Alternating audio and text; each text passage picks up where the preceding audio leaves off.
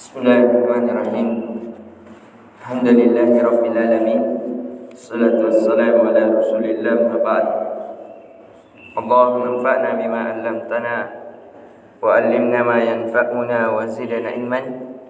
Assalamualaikum warahmatullahi wabarakatuh. Alhamdulillah, di pertemuan kali ini kita akan membahas tentang bacaan Al-Quran pada solat. Namun sebelumnya, sebagaimana yang diriwayatkan dari Abu Hurairah radhiyallahu anhu, qala kana Rasulullah sallallahu alaihi wasallam idza kabbara lis-salati sakata hunaihatan. Dari Abu Hurairah. Abu Hurairah ini adalah sahabat Nabi sallallahu alaihi wasallam yang termasuk orang yang di belakang masuk Islam. Artinya dia telat masuk ke dalam Islam. Karena masuknya Abu Hurairah ke dalam Islam itu sekitar kurang lebih 3 tahun saja. Tapi di antara keajaibannya, itu Abu Hurairah adalah sahabat yang paling banyak meriwayatkan hadis daripada sahabat yang lain. Bahkan dari istri Nabi sallallahu alaihi wasallam, Aisyah, itu Abu Hurairah peringkat pertama paling banyak. Mengapa? Karena ia merasa saya ini telat sekali dikalahkan oleh sahabat yang lain, sehingga semua kegiatan Nabi dia ikuti. Misalnya di sholat subuh, Nabi baru mau keluar rumah, Abu Hurairah sudah ada di depan pintu. Dia ingin melihat Nabi kalau pakai sendal bagaimana. Oh, kaki kanan duluan. Akhirnya dia meriwayatkan hadis bahwa Nabi itu sangat cinta dalam segala hal melakukan, dia mendahulukan yang kanan. Bahkan langkah kakinya Nabi dia perhatikan. Oh, Nabi kalau jalan bagaikan orang yang mendaki gunung. Dia perhatikan. Oh, Nabi kalau masuk masjid demikian seterusnya dalam kehidupan Nabi.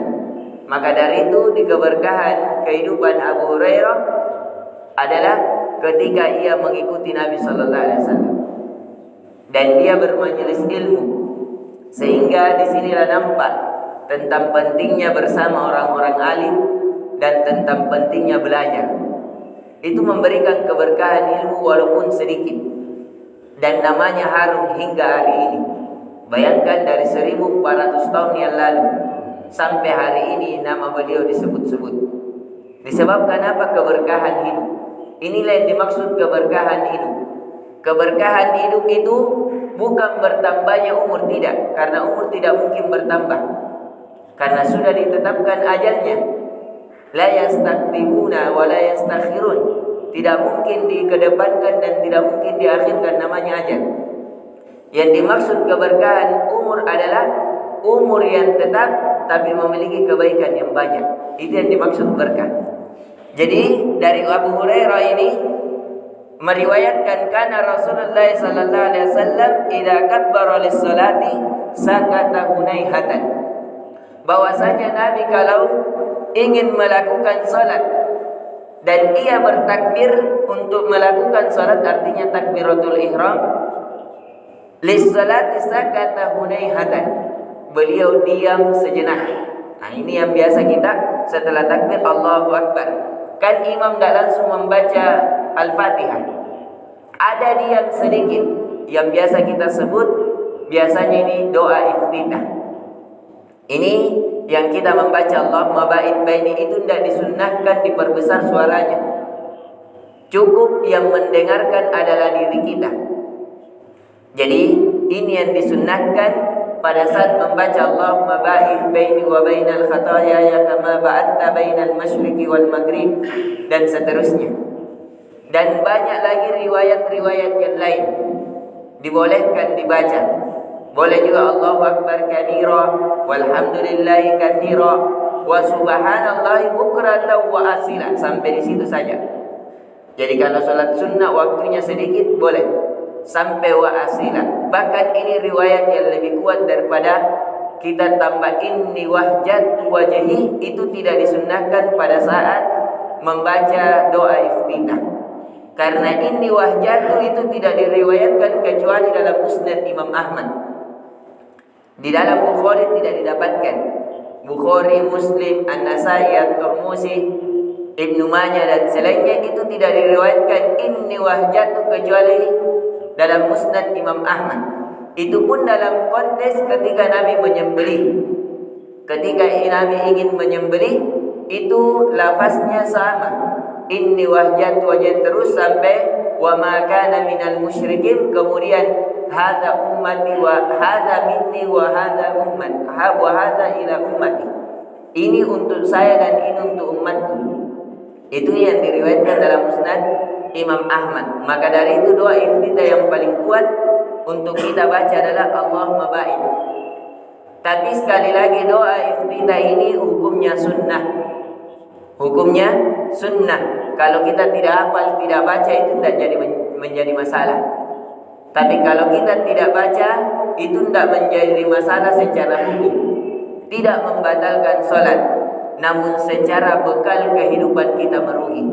Mengapa? Karena sunnah jikalau kita tidak lakukan dalam kehidupan kita, maka kita telat dalam detik, dalam tarikan nafas kita tidak mendapatkan bekal akhirat. Karena sunnah kalau kita lakukan itu mendapat pahala, menjadikan umur kita, kehidupan kita bertambah untuk bekal akhirat kita. Faman ya'mal mithqala dzarratin khairan yarah. Barang siapa yang melakukan kebaikan walaupun sekecil apapun kebaikannya, maka ia akan diganjar dengan kebaikan. Ada yang mengatakan khairan yarah itu adalah surga. Ada yang mengatakan khairan yarah itu adalah ampunan dan selainnya. Maka dari itu hendaknya kita tidak meninggalkan sunnah. Maka dari itu sebagian definisi meninggalkan sunnah itu merugi. Bukan tidak masalah, tapi merugi. Jadi ini yang dibaca ketika kita diam di antara bacaan Al-Fatihah dan setelah takbir. Dan yang paling kuatnya adalah Allahumma ba'id baini wa bainal khataayaya. Itu yang paling kuatnya. Adapun Allahu Akbar kabira itu sampai wa asila. Allahu Akbar kabira walhamdulillahi katsira wa subhanallahi bukratan wa asila. Kalau mau ditambah inni wahjatu ada riwayat yang disambungkan dari Ali bin Abi Thalib, tapi itu panjang. Ada nanti tambahan la ilaha illallah wahdahu la syarika lahul mulku wa lahul hamdu wa yumiit. Itu panjang. Panjangnya satu halaman, satu lembar. Ini kalau mau kita menyempurnakannya. Kemudian setelah itu membaca surah Al-Fatihah. Bacaan surah Al-Fatihah ini terjadi perbedaan pendapat di kalangan para ulama, apakah dia kewajiban atau bukan, artinya rukun atau bukan. Dalam mazhab Abu Hanifah dia mengatakan bukan rukun. Mengapa? Karena ada di dalam Al-Quran faqra'u ma tayassara min. Bacalah dari Al-Quran apa yang kita hafal. Sembarang kita tidak hafal Al-Fatihah, baca Al-Ikhlas, An-Nas dan selainnya itu sudah cukup.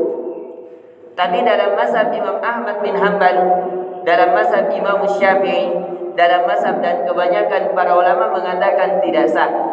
Kenapa? Karena adanya hadis Nabi sallallahu alaihi wasallam, "Shallu kama ra'aitumuni usolli." Salatlah kalian sebagaimana melihatku salat. Satu.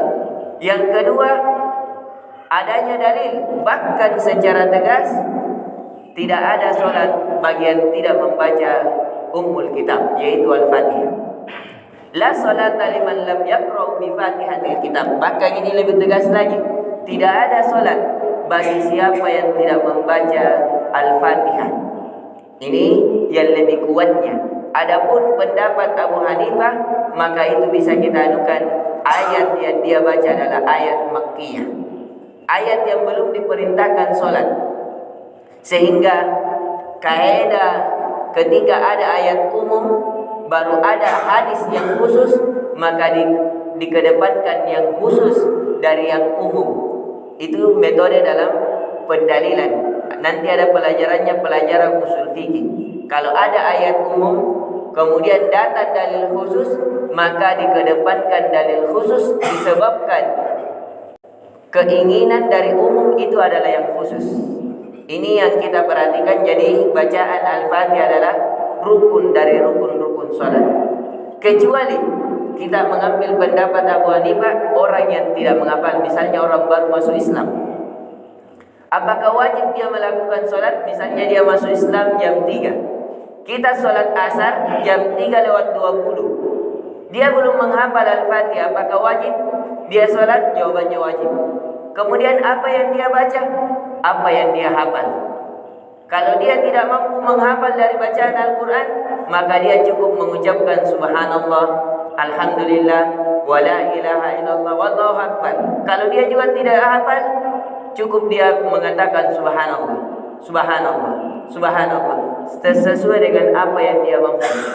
Fattaqullaha mastata'tum. Bertakwalah kalian sesuai dengan apa yang kalian mampukan. Ini kalau dia tidak mampu, tapi kalau dia mampu maka kewajibannya membaca Al-Fatihah. Karena waktu membatasi kita, insyaallah di pertemuan selanjutnya kita akan membahas apakah ketika membaca Al-Fatihah basmalah kewajiban wajib dijarkan atau disirkan atau yang lainnya, insyaallah taala.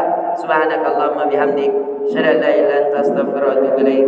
Assalamualaikum warahmatullahi wabarakatuh.